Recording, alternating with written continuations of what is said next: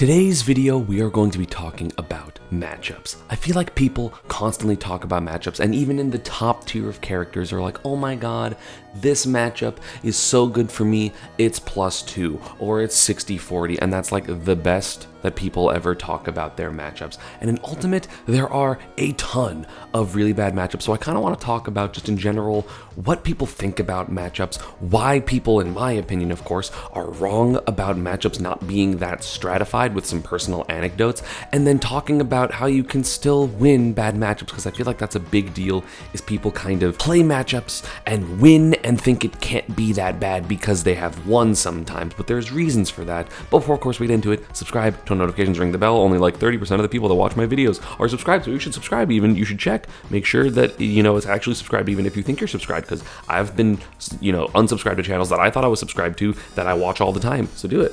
Okay, so first off, a little explanation of matchups. First off, there are two ways that people talk about matchups, which is the +-4 number system, and then like the matchup ratios. So when you are talking about the matchup ratios, 55-45, 6-4, it is the likelihood when two players are at equal skill, a lot of top players will talk about top skill, that you are likely to win an entire set, right? 60-40, there is a 60% chance, just based on characters alone, that the winning character will win a set, and 40% chance that the losing character will win a set. 65-35, 70-30, it's all the same thing, 50-50 being even because there is no differential between who is going to win the set. That makes sense? The other one that I feel like people mostly talk about now is the +1, +2 type of thing, which is just words, right? Because when people used to talk about 55-45, 6-4, 65-35, people would constantly be like, oh, actually, this matchup isn't 6-4, it's 55-45, but for all the reasons you mentioned.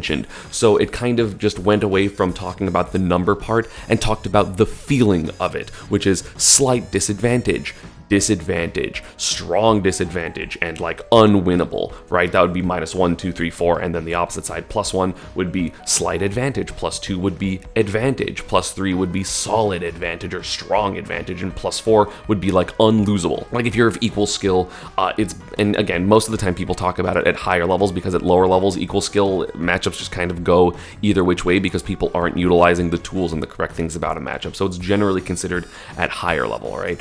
But like Pika Ganon is like honestly probably +4. I don't think there's been evidence of a Pikachu ever losing against a good Ganondorf. That matchup is horrendously bad, right? Of course, there are a couple things in Ultimate that make that scary, but I just wanted to get that ground rule so that people know what we're talking about, right?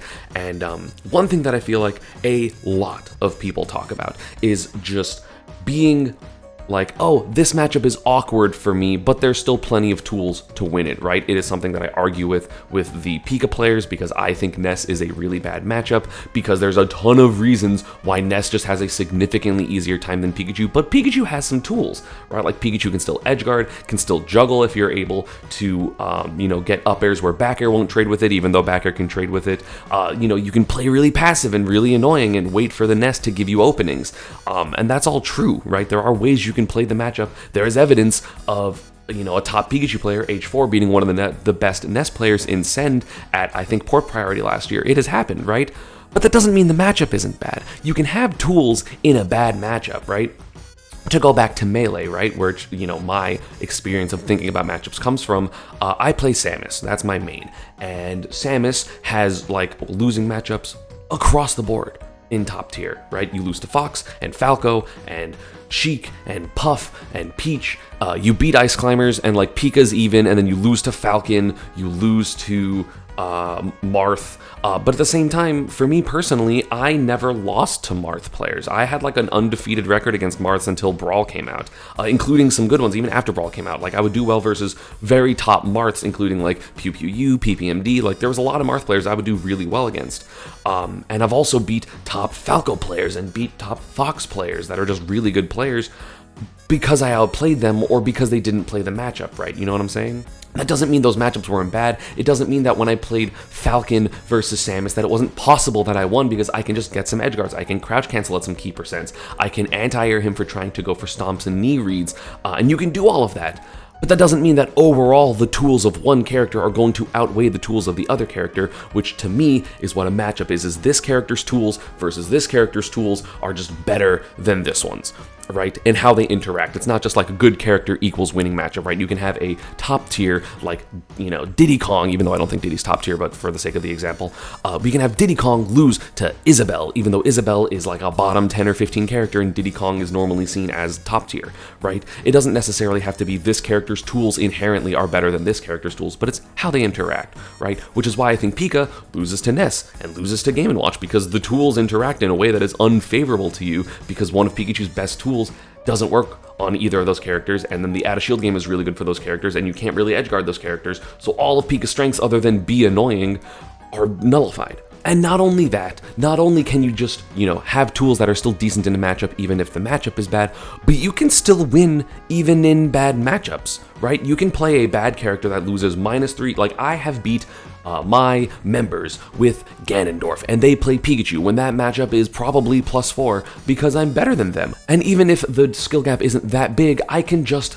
be playing really well that day, right? Like, it is not necessarily going to be the case that every single time you play a bad matchup, you're going to lose. You can win bad matchups. Otherwise, it would be really obvious who's going to win every single set all of the time, because you just win the matchup that is winning, and then you continue, and that's all it is, right? I mean, Riddles beating Sonic's Terry versus Sonic is, surprising, because it's a bad matchup, but you know why he won it? Because Riddles is really good, and of course, another thing that we're going to get into is sometimes even in bad matchups, the more explosive character can still win, right? This is really common in Ultimate because you have characters like Peach and Rob and Kazuya that just kind of zero to death you, right? They have really long combos, they have great advantage states, even Pikachu's kind of in that, where you just hit someone and they die, right? Or they deal 80% and then they're in disadvantage and you continue to take the stock. You can definitely be playing a matchup and still be more swingy, right? Wario is another example. Like, Wario technically loses a lot of matchups, and then he nairs you at 30, a minute and a half into the game, and you die. And same with Rob, right? Rob is losing really handily, and then hits a combo off stage. Even if you don't die from the actual combo, then you get spiked and die because he's a really explosive character. So, of course, having those options, you kind of need to wade in a little bit, even though, like, technically, just don't get hit by the combo starter, right? Like, that's a common thing that people will say, especially like Wario against sword characters. It's like, yeah, how do I hit you? It's like, I don't know, guess right, overshoot once.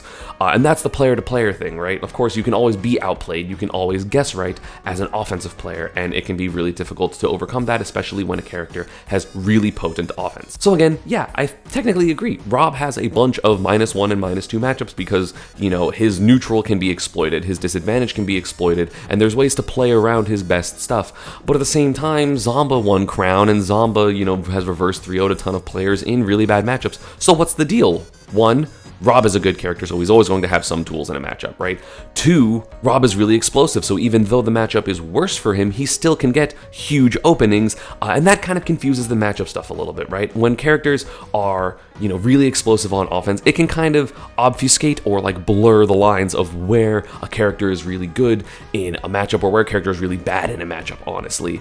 But again, you can win those matchups, because again, you can always win losing matchups, you can just be better than your opponent, and of course, some characters have good combos, right? Ultimate is a game with such amazing offense that sometimes even in a bad matchup, you're going to get your really good combo or get your really good advantage and win anyway, because that's kind of how the game is built. The reason why Steve technically has like 8 or so losing matchups, because he loses to Shulk and Zero Suit and Cloud and Sephiroth and Sonic and Min and whatever, but it doesn't feel like that a lot of the times because he's the more explosive character in basically all of those matchups. So you're playing on Aegis, right?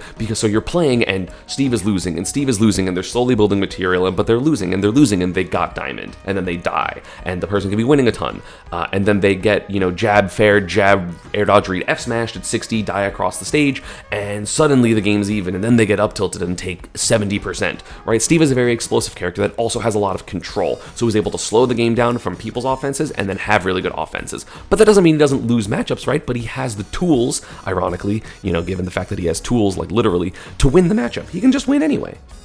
because Steve is a really good character and he has amazing tools, and there's so much like, hey, play perfect against this that's really, really hard to deal with, and it's why a lot of top players will be doing really well and over the course of a set end up getting bodied because they get tired, or they, jump, like they're like, okay, I think I've conditioned you out to do this thing, or they're not ready for the adaptation of the Steve player. And of course, any time a Steve is right, it can be a ton of damage, a ton of knockback, or at the very least hitting someone away, getting a ton of material, and the game entirely changes. The thing that can feel really bad in terms of matchups is, let's say a matchup is +1 for a character I mentioned like Rob. Rob wins a matchup +1 because his neutral tools are better, he doesn't really get bodied and disadvantaged like he will in other matchups, but the problem is if the character has a more solid neutral and advantage state in general, and then is the more explosive character, that can feel really bad and push people to put matchups in worse than they theoretically are, right? Because if a character like Rob is going to outbox you with down tilt, and also it's really hard for you to deal with the projectiles, and also it's really hard for you to deal with the ledge trapping, and also you can't juggle him, and then he's going to 0 to death you,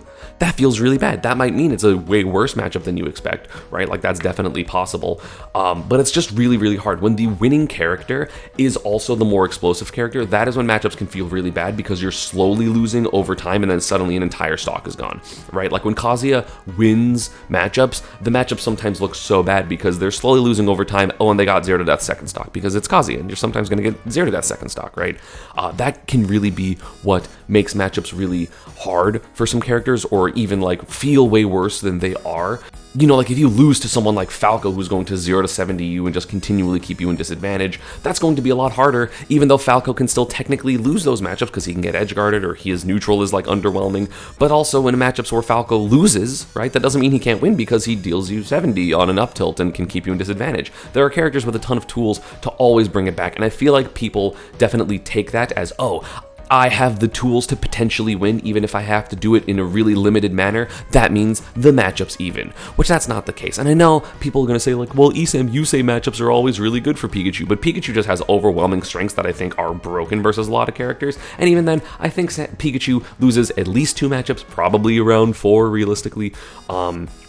But he has a ton of tools to win every matchup, and it doesn't matter if the matchup's bad, you can just win anyway. Like Shiny Mark has beat Meister, H4 has beat Sen, and I've beat like Mario players, and so you can just win, right? You can just win and be better, even in bad matchups, or having some tools doesn't necessarily mean a matchup isn't still bad because they're limiting a ton of your tools. It's really just interesting. I feel like people in this day and age are like put like there are no bad matchups as a way to like trick themselves into I can always win, right? Which is true. You can always win. Just be better than your opponent. You can always just be better than your opponent. It doesn't matter how bad a matchup is. You can always technically just be better. There is no way that you can look at Peanut's runs at some of these tournaments, getting 4th at regionals, getting like 17th at Collision, I'm pretty sure it was, and say just like, oh yeah, there's no way Little Mac can win these matchups. It's like he did.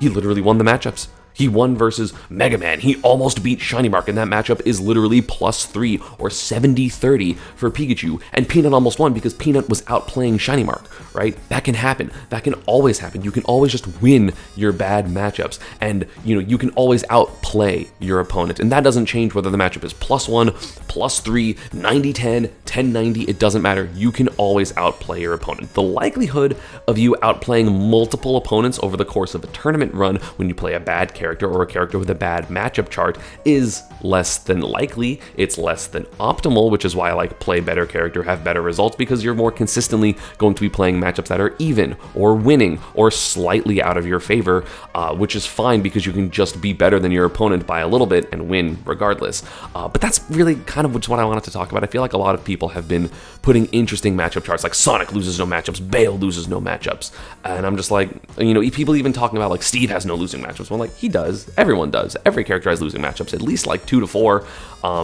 It's just the consistency in how they play their game, what the winning means and what the losing means, right? And what their tools are to combat that.